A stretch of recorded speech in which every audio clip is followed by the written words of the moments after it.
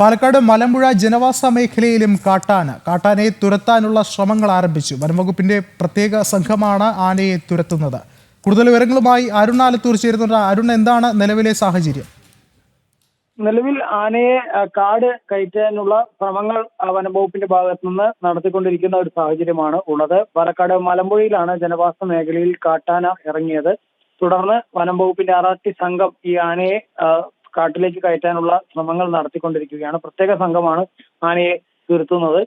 കഴിഞ്ഞ ദിവസമാണ് പാലക്കാട് തന്നെ മുണ്ടൂരിൽ കാട്ടാന ആക്രമണത്തിൽ ഒരാൾ കൊല്ലപ്പെടുന്ന, കുമാരൻ എന്നൊരു വ്യക്തി കൊല്ലപ്പെടുന്ന ഒരു സാഹചര്യം ഉണ്ടായത്.